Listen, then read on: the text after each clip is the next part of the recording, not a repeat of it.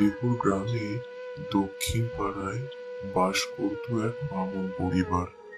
বামুনি মারা যাওয়ার পর অতি কষ্টে বামুন তার আদরের ছেলে মেয়েকে লালন পালন করছিল। একদিন, আজ চৈত্র মাসের শেষ তারিখ, রাত ফুরলেই পয়লা বৈশাখ। কাল নতুন বছরের শুরু, তাই না বাবা? নতুন বছর মানে শুভ নববর্ষ। নববর্ষ বটে, তবে তাকে আর শুভ কিভাবে বলি বল?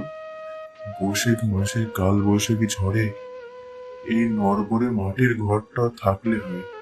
ঘরটা যে সারাবো সে পয়সাও তো নেই। তুমি চিন্তা করো না বাবা, দেখো সব ঠিক হয়ে যাবে।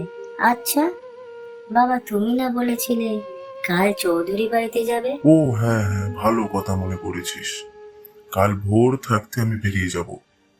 ফিরতে রাত হলে চিন্তা করিস না, আমি আসি কেমন? সাবধানে থাকিস তোরা। আমার দেরি দেখে আবার চিন্তা করিস না যেন। আচ্ছা, তুমি সাবধানে যেও বাবা।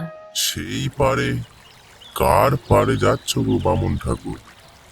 নগেন চৌধুরী বাড়ি গো। নতুন দালানের গৃহপ্রবেশ হবে, তার মঙ্গল কামনা করেই পুজো।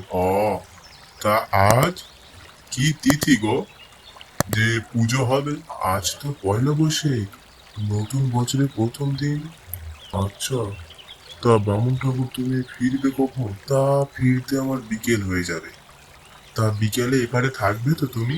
সে এখন কিভাবে বলি দেখি, কখন কোন পারে থাকি তা নিজেই জানি না। চাই থাকলে আমাকে পার করে দিও কিন্তু।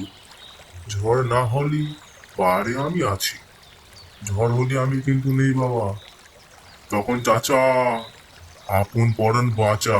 হা হা হা হা হা। দুপুর হয়ে গেল, বাবা এতক্ষণ চৌধুরী বাড়িতে পৌঁছে গেছে। কি বল দিদি? হ্যাঁ, তা পৌঁছেছে।